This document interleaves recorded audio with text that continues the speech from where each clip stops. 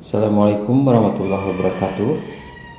Selamat datang kembali di mata kuliah Sistem Operasi 2. Pada materi yang saat ini akan saya sampaikan, ini merupakan materi praktikum ke-6 ya. Praktikum ke-6 ini dibagi dua, yaitu praktikum 6A dan 6B. Kedua praktikum antara 6A dan 6B ini memiliki materi yang sama, yaitu judul materinya adalah pemrograman shell ya.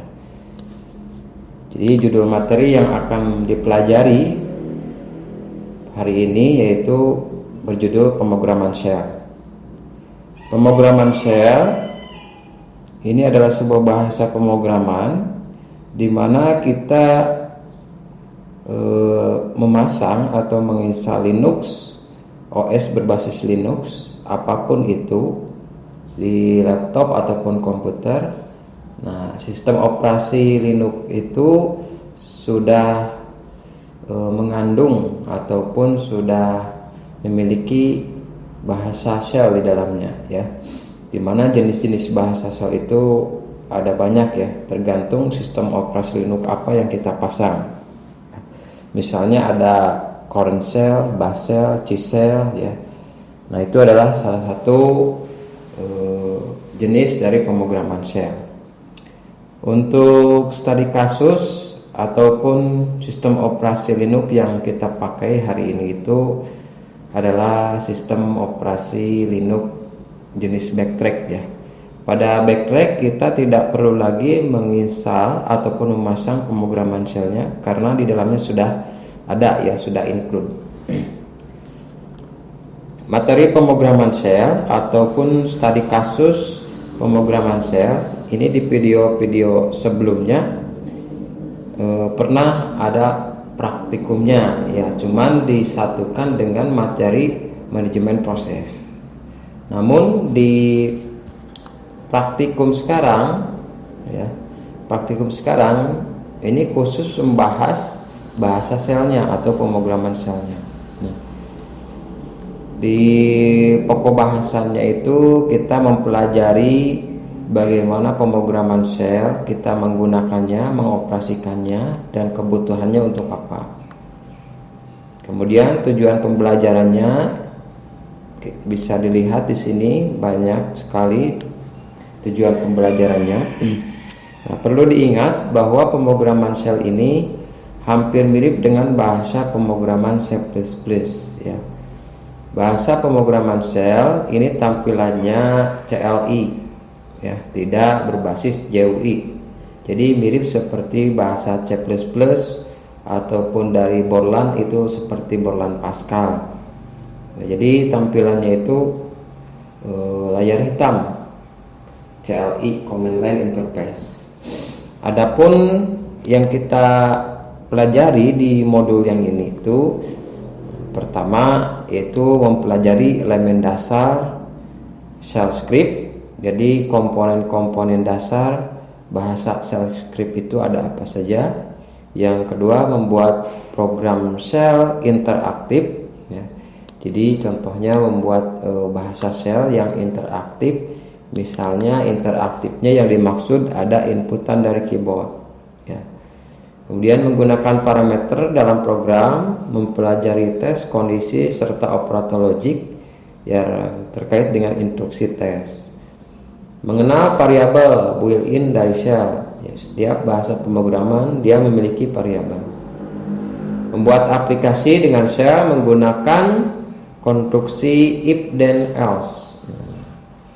Di shell pun ada konstruksi if then else sama kayak di bahasa pemrograman yang lain seperti C++, PHP, kemudian Java. Shell pun memiliki konstruksi if then else. Lalu menggunakan struktur case ya. Menggunakan struktur case. Kemudian ada perulangannya, ada loop. Loopnya dengan while, for, do while. Setelah itu ada membuat fungsi atau function dan mengetahui cara memanggil fungsi tersebut. Nah, di antara tujuan pembelajaran ini di setiap bahasa pemrograman pun ada, termasuk di dalam pemrograman shell. Kita baca dulu sekilas apa yang dimaksud dengan shell script. Di sini shell script dibuat dengan editor teks, ya, dibuat dengan editor teks. Jika shell script ini dibuat di editor teks, jadi maksud dengan editor teks itu kalau di Windows itu dia punya notepad. Nah, kalau di Linux editor teksnya bukan notepad tapi nano editor, ada gedit, ya, ada p editor. Dan umumnya diberikan ekstensi .sh, ya. Jadi setiap bahasa shell extensionnya ketika di shape-nya ini adalah .sh. Script telah selalu diawali dengan komentar, ya, yang dimulai dengan tanda. Nah, ini tagar, ya. Komentarnya diawali dengan tanda tagar. Jadi di C++ juga ada pembuka program.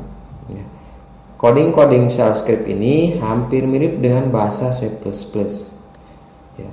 Disambung dengan tanda seru dan nama shell yang digunakan. Nah, ini contohnya adalah baris program pada pemrograman shell. Baris ke-1 ini adalah pembuka, ya, pembuka bahasa shell. Di antaranya diawali dengan komentar tagar, tanda seru, /bin. Bin ini adalah sebuah direktori, ya, direktori bin. Lalu shi ini adalah file shell. Lalu di baris keduanya komentarnya inilah program shell. Program shell ini di baris kedua adalah merupakan judul programnya. Nah, lalu di sini ada part 1, part 2. Contoh part 1 sama dengan X, part 2 sama dengan 8. Artinya part 1 ini adalah variabel 1, part 2 adalah variabel 2. Isi dari variabel 1 adalah X, isi dari variabel 2 adalah 8. Ini adalah salah satu contoh bagaimana mendeklarasikan atau menulis sebuah variabel pada pemrograman shell. Ya. Nilai part 1 adalah X, nilai part 2 adalah 8. Pada saat si program ini di running atau dijalankan, maka tidak akan tampil apa-apa karena si part 1, part 2 hanya dideklarasikan tanpa ada perintah untuk menampilkan. Nah, ini adalah salah satu contoh baris program yang menggunakan bahasa shell. Next. Awal dari program shell kemudian dibaca oleh sistem, kemudian sistem mengaktifkan program shell pada direktori bin dan sh. Nah, yang dimaksud dengan baris pertama ini, ya, baris pertama ini adalah komentar. Sebagai dokumentasi baris akan diabaikan oleh program shell. Penggunaan variabel, tidak boleh ada spasi di antara nama variabel dan konstansa. Jadi kaidah penulisan variabel itu hampir mirip dengan menulis variabel yang lain. Tidak boleh menggunakan spasi. Jika ada dua kata, variabelnya ya diharuskan menggunakan underscore untuk menghubungin. Jadi ketika menulis variabel tidak boleh menggunakan spasi. Atau variabel. Kita bahas yang kedua adalah variabel. Variabel shell. Nah, setiap bahasa pemrograman, baik pemrograman shell ataupun PHP, Java, bahasa C, C++, dia memiliki variabel. Ya. Variabel shell adalah variabel yang dapat mempunyai nilai berupa nilai string. Tata penulisan variabel antaranya adalah sebagai berikut. Nama variabel. Nah, ini nama variabel bebas, kita tergantung menyesuaikan nama variabelnya mau apa. Nah, Kaidahnya nama variabel tidak boleh ada spasi. Maka jika terdiri dari dua kata harus ada penghubung diantaranya, misalnya adalah underscore. Kemudian sama dengan baru nilai variabel. Sama nilai variabel pun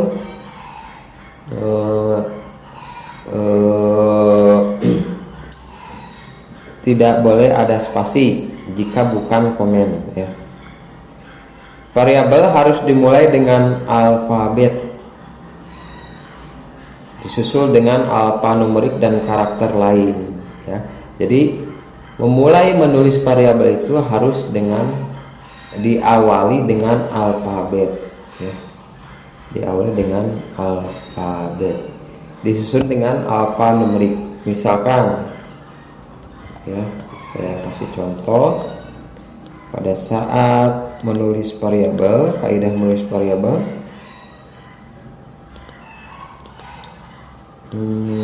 misalkan kita ingin memesan variabel atau menulis variabel, itu harus diawali dengan alfabet. Misalnya stimic, kita bikin variabel stimic.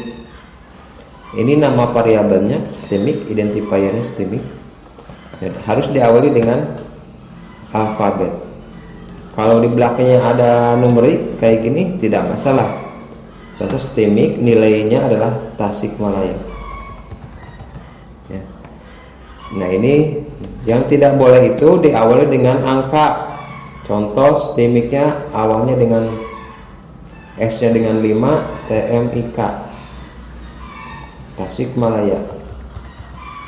Nah, di baris kedua ini kaidah yang tidak benar. Jadi penulisan variabel harus diawali dengan alfabet, tidak boleh diawali dengan numerik.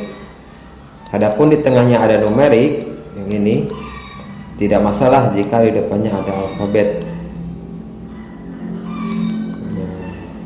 Kita lihatkan variabel dapat ditulis dengan huruf kecil atau huruf besar atau campuran keduanya. Saya membedakan huruf besar dan huruf kecil ke sensitif. Contohnya ini. Ya, pi, kita bikin variabel, nama variabelnya itu variabel PT perguruan tinggi, nilainya stimic. I, nama variabelnya I, nilainya value-nya adalah 5. Nah, ini adalah contoh penulisan variabel, mendeklarasikan atau menulis sebuah variabel. Kita lanjutkan. Pemberian nilai variabel tidak boleh dipisahkan dengan spasi karena sel akan menganggap pemisah tersebut sebagai parameter. Ya, contoh pi PT, nama variabel PT, ada spasinya di sini. Nah ini tidak boleh. Ya. Nilainya stimic. Ini juga tidak boleh. Pi PT sama dengan spasi stimic. Tidak boleh. Karena nanti si selnya akan menganggap spasi yang ada di sini adalah sebuah parameter. Untuk melihat nilai atau isi dari sebuah variabel, gunakan tanda $. Di depan nama variabel. Pada sel instruksi echo dapat menampilkan isi variabel tersebut. Nah contoh, ini ketika mendeklarasikan ini, gunakan tanda $. Di depan nama variabel tersebut pada sel. Instruksi echo fungsinya untuk menampilkan ya. Echo menampilkan, sama halnya kayak echo ini kayak di elemen di C++, fungsinya untuk menampilkan. Kalau di C++ bisa echo, bisa cincot, atau bisa printf. Contoh variabelnya ini nama variabelnya pi PT, variabel perguruan tinggi, nama perguruan tingginya adalah stimic. Echo tampilkan, kita panggil echo, ini adalah perintah untuk menampilkan ke layar. $, kita nah ini fungsi $, adalah memanggil apa? Memanggil variabel ini yang di atas yang sudah dideklarasikan SPPT ya. Maka nanti yang akan tampil ini itu seperti ini ketika di running seperti ini. Kemudian yang kedua ada gaji sama dengan berapa ini? 450.000 gaji, nama variabel gaji 450.000. Eho tampilkan gaji.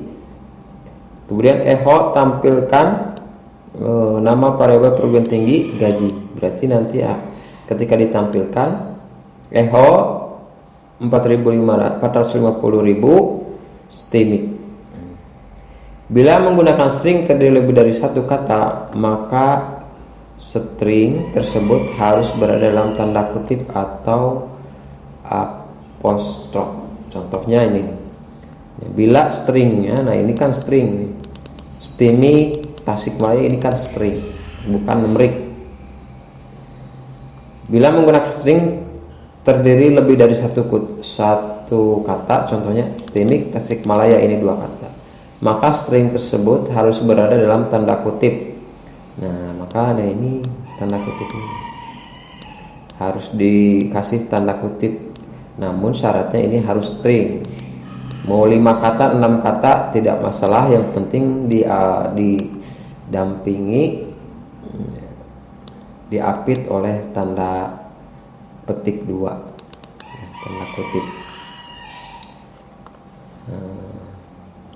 Kemudian kalau sudah paham, kita coba yang ketiga, membaca keyboard. Nilai variabel dapat diisi melalui keyboard stdin dengan instruksi read.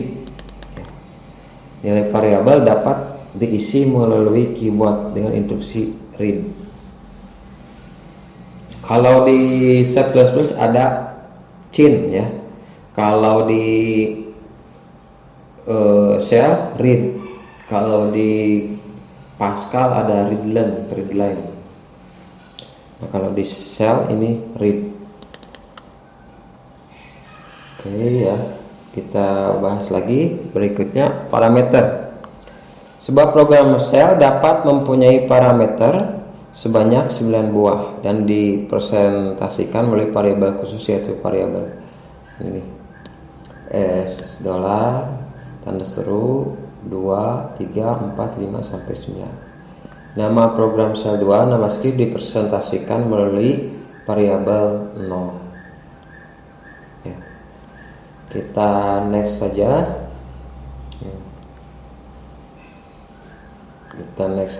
Kita coba bahas yang konstruksi if. Jadi cara mendeklarasikan if pada pemrograman shell hampir mirip dengan mendeklarasikan if pada C++, karena shell juga merupakan turunan dari bahasa C. Nah, ini if, lalu kondisinya seperti apa, dan pernyataannya seperti apa. If ini ditutup,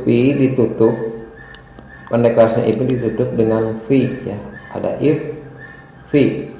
Jadi menutup konstruksi if ini dengan v.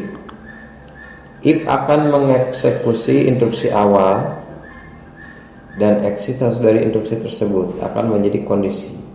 Bila 0, maka instruksi selanjutnya masuk ke dalam blok then. Bila tidak 0, maka program diteruskan setelah kunci kata v. Jadi pokoknya if, kemudian kondisinya mau apa, then ya, instruksinya atau pernyataannya apa, ditutup dengan v ya. Lalu setelah if ada juga if then else. Kalau yang atas if then, kalau yang bawah ini if then. Oke, mohon maaf sekali ya, ada banyak suara-suara binatang di sini. Yang ketujuh, kita coba lihat mendeklarasikan kondisi atau konstruksi if then else. Kalau yang di atas hanya if dan if then else, cara menulisnya if instruksi 1 atau kondisinya, then pernyataannya apa, else pernyataan keduanya apa. Kemudian ditutup sama v. Jadi inilah cara mendeklarasikan atau menulis konstruksi if then else. If then else tetap ditutup sama V. Lalu ini kita bahas operator ya. Oke, kita lewat saja yang ini ya. Ada juga pernyataan logikal ya. Pernyataan logikal kayak and, kemudian true, false. Nah, ini Anda pelajari. Sebenarnya ini jarang digunakan dalam bahasa pemrogramannya. Kemudian operator bilangan bulat untuk tes. Untuk membandingkan dua buah bilangan, tes memulakan operator yang berbeda dengan string. Nah, ini diantaranya ya. Nah, di dalam operator di setiap pemrogram dia memiliki operator. Di antaranya ada operator perbandingan, ada operator aritmetika. Ya. Operator perbandingan kalau di C++ seperti kurung sikut ke kiri, kurung sikut ke kanan, sama dengan ya. Itu adalah operator perbandingan. Operator perbandingan pada pemrograman shell ini contohnya ya. Jadi bukan menggunakan tanda sikut. I1 strip ekuivalen I2, variabel 1 dan variabel 2 sama dengan. Nah, ini adalah operator perbandingan. Jadi kalau di C++ itu sama dengan ya, ini sama dengan I sama dengan I2. Kalau di C ini menggunakan eki. Ada juga I1 lebih besar atau sama dengan I2. Tapi menulisnya I1 min GE I2 ya. Lebih besar sama dengan I1 lebih besar I min GT I2. Nah, ini min LE, min LT, min NE.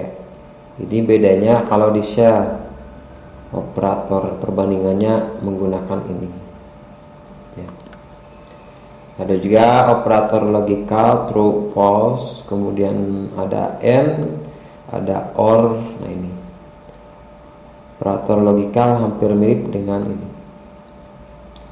Ini juga ada konstruksi if then else if. Kalau tadi if then else, sekarang if then else if ada tambahan lagi. Cara menulisnya if then, kemudian else if-nya elif, ini ditulisnya elif, then else ditutup dengan v. Ini adalah pendeklarasian konstruksi if then else. Oke, next, perhitungan aritmetika masih sama. Kalau penjumlahan menggunakan kode ini, pengurangan menggunakan min, ya pembagian masih sama.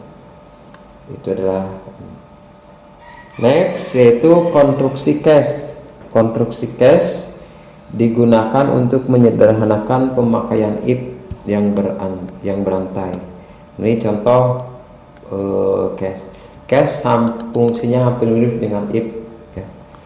Case variabel in match 1 match 2 ditutupnya dengan esak. Ya. Ada case ditutupnya dengan esak. Match 1 match 2, case 1 atau case 2. Teman ditulisnya di sini match 1 match 2 variabel in. Ini pendeklarasian case. For pengulangan, for variabel in string 1, string 2, string seterusnya. Do instruksinya apa, ya pernyataannya apa, lalu don't. For, do, don't. Ini menggunakan konstruksi pengulangan for. Ya. Ada lagi konstruksi while, pengulangan while. While kondisi, do instruksi, kemudian don't ditutup dengan don't. Ini adalah pendeklarasian menggunakan pengulangan while. While, do, don't. Dummy, nggak usah saja. Ini fungsi Function, fungsi adalah program yang dapat dipanggil oleh program lainnya dengan menggunakan notasi nama fungsi. Fungsi memberikan exit status. Nah, ini adalah pendeklarasian fungsi, contohnya ini. Ya, sama di bahasa pemrograman shell pun dia memiliki fungsi, function. Nah, di bagian chapter 2 ini adalah ada tugas pendahuluan, kemudian ada juga percobaan 1 yang perlu dicoba. Nah, ini kita bahas lagi di materi. Untuk percobaannya kita bahas di materi atau di video berikutnya. Untuk sementara saat ini sampai sini dulu.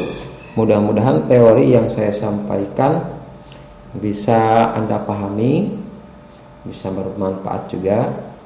Oke, sampai ketemu lagi di video berikutnya ya. Oke, terima kasih. Assalamualaikum warahmatullahi wabarakatuh.